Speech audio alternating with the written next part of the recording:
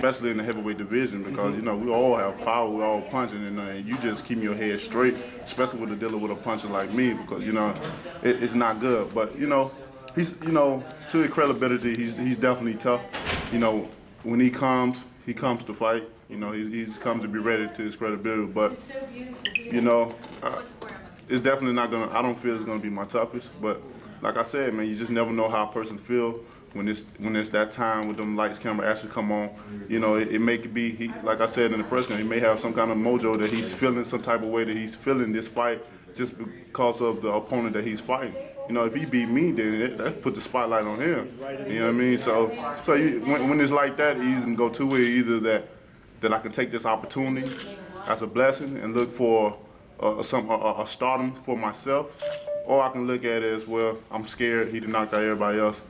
I'm just gonna go in there and be a participant and lay down like all the other ones did. You know what I mean? Either way it go, regardless, he gonna lay down like they did anyway. But you know, just look optimistic about the situation. You know, as a fighter, that's how I would look. You know, because I fear no man. You know, only man I fear is God. You know what I mean? It's anything else, human form, I don't fear nothing. You know, so, and I said it many times, I love my job. I love boxing. I love to do this. I don't see myself doing nothing else. Tell us about your sessions with Klitschko, Hay, guys like that when you you know, second time around, you know, I just left London end of September, sometime getting Hay ready for Fury. And you're not the one who cut his eye. I'm not the one that cut his eye. No. I'm not the one that cut his eye. But you know, I definitely gave him great work. You know, he was going hard, and he was definitely looking in shape and getting ready.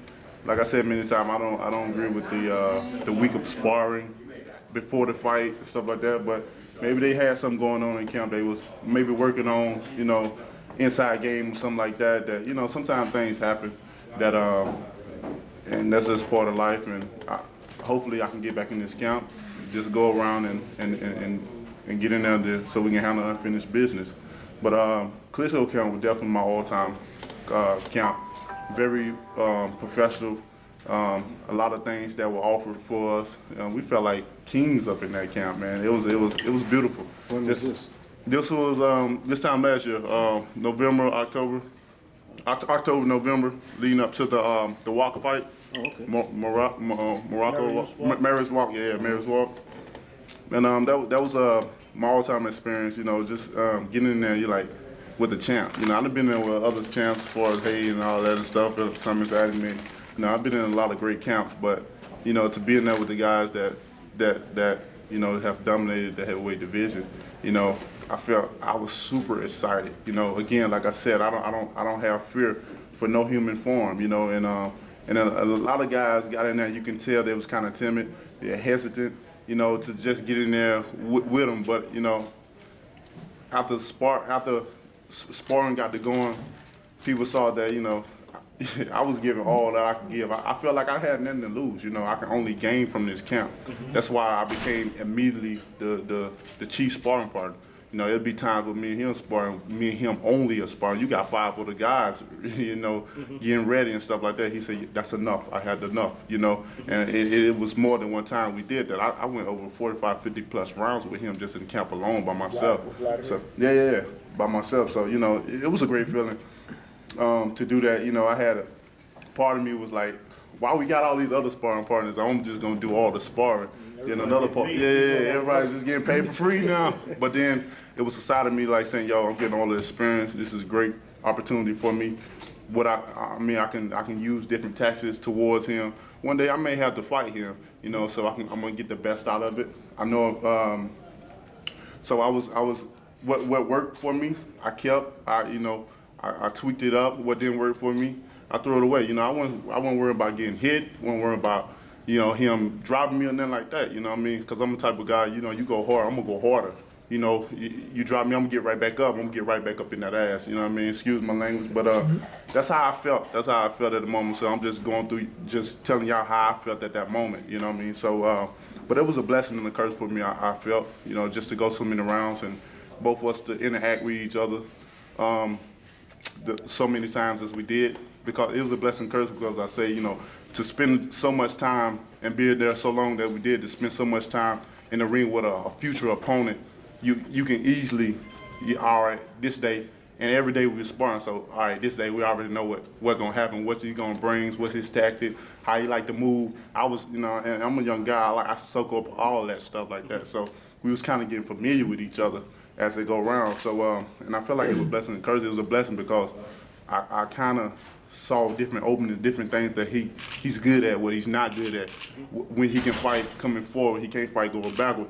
Different things, and I was using the ring, but it was a curse in the same thing because I did so well against him.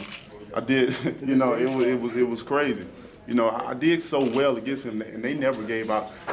It's been a while since they gave out a bonus to any fighter. And I left that camp. They gave me my purse that I was guaranteed and bonus on top of that because of the performance I did. And they ain't gave out that in a while. But it was a curse because now I'm not just gonna be just one. I want him to fight. I'm gonna definitely have to work my way up, which it's good. Deontay. You celebrated your 27th birthday there last year. Correct. Yep. You celebrated your birthday yesterday, right? I celebrated my birthday yesterday on the plane. Now tomorrow is the anniversary of Emanuel Steward's death, and I know he meant a lot to you. He anointed you as the next American heavyweight champion. Can you share a little bit about your thoughts about Emanuel Steward? Well, man was a great guy, man. Emanuel had a boxing clinic in Atlanta. I can't. For dates, I can't get the date down for verbatim, but you know what I'm talking about. But I can't get it down. But I met him when I was in camp with him. He had that boxing clinic, and we got in the ring. He picked me out of the crowd. We had a couple of heavyweights in there. Deontay, come up. I'm like, all right. So got up in the ring. Of course, he loved tall fighters. So, we was just hitting the mid, and he was just explaining to the crowd, the jab and holding the mids and all the different things about, working with your boxer. And as we got into it, he saw how fundamental I was and how I could listen. In time he listened, I reacted to what he said. Jab pop, right pop, hook pop, jab pop, right hook pop, left pop. And it was like a chemistry we was getting. It's like we always had that vibe together, like a long time trainer, And he immediately switched from talking to the people to training me. It switched. He was like, I can hear him softly. There you go, good job. Just like that, it was like sweet music, man. And we just clicked like that right in the ring. And he was like, man, he said, yeah, that's right there when he started. Off subject, but has anybody ever told you that you sound just like Evander Holyfield? No, never, ever. You sound verbally just like him. Never. While we was in Klitschko camp, we used to, they had Bashir, one of the trainers up there. He was always, now that's the guy that can emulate Emanuel down to the T because they work together so much. And we used to do remembrance of different phrases or things he would say and mark him and different things. We have fun when to just keep his memories alive and stuff like that. What kind of things do you remember about him other than what you just shared? Is there anything that he taught you and he left you with? And also Klitschko, in terms of carrying yourself against some of the criticism you've had to take, because the Klitschko's have taken it. Most definitely. Things, I really just haven't, had the opportunity, one-on-one, to just sit down and talk to him, but to the clinic and a couple of folks that just seeing him, but during that clinic time, he was like, telling me, definitely you're the best American heavyweight and stuff like that. And just like you have heard, saying that even when people see that I step up or get the fights that people want to see, that I'll do the same as I've been doing, is knocking them out and beating them. And and that meant a lot to me because being a legend trainer as him, and to build the champions now as he had over the years, and within the Klitschko, he saw that same vision in them, and he see it in me as a younger fighter. So that means a lot. So it's almost as if I got to keep that going. I got to prove to everybody that he was right all along, and those that been believing in me, I got to let them know that it's so many people depending on it, and I'm a type of person that I love to prove people wrong, You know, so when I do hold that belt up, my phrase gonna be, I didn't want to tell you, but I told you so. Well, a lot of fighters, they allow their promoters and managers and everything to dictate time frame. One, do you guys have a time frame? And two, do you have a personal time frame as to when you're going to be ready for your challenge? Any fighter would say they're ready now. You know, as I can say right now, I feel I'm ready now. But like I said, I definitely have a team. I trust and believe in my team. You know, the time frame that they have, the thing that they built. You know, I feel that nothing broke while fishing. I'm still moving up in the rankings. You know, as what they've been doing. You know, it's as far as the fight business goes, it's a lot that goes on just in the industry and the business part where the outside fans or people really don't understand how it's constructed. And you know, if I didn't believe in my team, I wouldn't be with them. You know, I feel I got one of the best teams in the world. Dealing with Golden Boy, Al Heyman, Shelly Fingers, and my team around. So, you know, I'm letting them guide the way. They know what they're doing. They've been in the business for a long time, and we'll definitely get there. On the heels of talking about Emanuel Steward anointing you the next American heavyweight, you embrace that, you know, based on, the history of the heavyweight title being American and all the drought that it's had the last 6-7 years. You embrace that mantle, I guess? Oh, most definitely. You know what I mean? Just like I said, just for him to see that potential in me to one day they could bring it back to America. You know, it means a lot. It means a lot. It makes me want to train even harder. It makes me want to make that a reality. You know, not only just for myself, but for all that believes in me. You know, because it's sometimes people wake up and the first thing when the boxer comes to mind, the first thing that comes to their mind is me, whether they talking good or bad about me. Mm-hmm. And that excites me as well too. You know, no matter if they're talking good about me or bad about me, it's good for me. You know what I mean? All talk for me is good. It's keeping me in the loop. It's keeping me active to the people. It's keeping their ears popping. Deontay Wild. So I get it says it keeps them relevant. Correct. Most definitely. Do you feel the pressure that comes with everybody's looking for this next American heavyweight? Correct. And is there a pressure that comes with that? Do you feel it? I don't feel no pressure at all. I'm a type of guy, that don't never panic under pressure. Ever since I was young, I never panic under pressure, no matter what situation I was in. I always stayed calm. I feel like if I feel myself pressured, then my brain become clouded, then I can't think. That's why I stay calm in whatever I do. That way, my mind is clear and I can think comfortably of how to handle myself in a situation. So it's kind of excitement to me. It's exciting to just think about bringing the belts back to America. I can be the first out of years and years, almost decade, and to finally bring it back, man. I just feel like I feel the emotion towards it. I feel the power and the fame that all is involved in it, and I feel like I got the total package of becoming just a champion, not inside the ring, but outside the ring as well too. So a lot of people think that, and I'm sure you read it, the reason why they've had this drought here in America, the people of Deontay Wilder's size and athletic ability are going to other sports. You think that's pretty much the sole reason why we've had this drought? That could be something you can argue about, but I feel boxing is a special sport, man. I don't feel like you to become a champion or to build a champion. That's something that don't come around often. Football player, basketball player, you get those every day. You know what I mean? That's something that can be seen every year, whatever. But to become a champion, that's something people don't do in a lifetime, man. So I feel like to be a boxer, you just don't walk into the gym and say I can box. Yeah, I want to box and just do it, man. It just takes time of developing and skill, and either you got it or you don't. I feel, that's why it's so hard. You don't see boxers come along every day, off the street or something like that, like football or basketball players, because it's a tough sport, man. And then who wants to get hit? News just broke that Vitaly Klitschko is going to run for president of the Ukraine. Would you like to fight for that BC title? I'd love to. Oh, that ain't even a question. You mentioned that before. Most definitely. Hopefully I can, want to get whoever got that number one spot, which is thanks to Vern. I would love to fight that fight. I think that's an easy fight as well too. I would love to get that spot before he retired.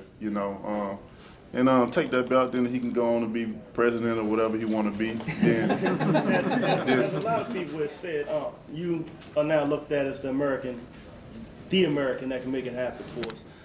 There's been several guys in the past that have had that title since they've had their reign. You've had Michael Grant, you've Correct. had David Tua, most recently Chris Ariola, some people felt could be a threat with his punching power. What about you? What makes you different? What makes you the guy that can actually make it happen and surpass the hype and actually become the man and bring the title back? and you home? forgot the name they mentioned also, Self-Mental. I done got Him too. So Well, like there's been a grocery list of guys that we say, well, he's our hope. He's Right. the guy that's gonna bring it back. But what makes you different? Well, I just feel, everybody has their destination, whether they're trying to reach, and everybody has a journey that they have to cross and stuff like that. What makes me different, of course, my athleticism. I've always been an athlete throughout my whole year. I'm football, basketball, ran track, baseball. If I had time for soccer, I would have played that as well too. Everybody come up with a different way, a different struggle in life. And I feel like throughout my whole career, I never have fought just for myself. It's always been for somebody. The start of my career has always been my little girl that was born with spinal bifida. So I feel like I feel like self is selfish. If you're fighting for another purpose, for another person, it's almost like I don't want to let you down.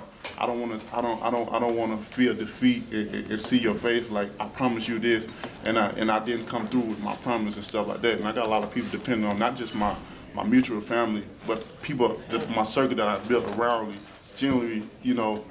generally looks up to me and want me to make it and bring these belts back. And it feel like I don't like to feel like I let somebody down. So when I feel like that, it's almost if I'm in poverty, I'm trying to get out of there. You see most of the countries that come to the Olympics, most of them are great, like Cubans, most of them come out of poverty, they fight. If they lose, then they go back to that. If we lose, we go back to United States, where it's the best country. So when you got it made. So when you fighting for a purpose, man, it brings a different fighter out of you. And I fight. I don't fight for myself. I fight for others. So that brings a different fighter out of me. That brings so much more to pass. Even just me explaining it right now, I can't even really just find the strong words what I want, because I feel the emotion just explaining to you right now of how I feel. I'm ready to fight now, just talking about this. You know what I mean? I want to make a statement so bad.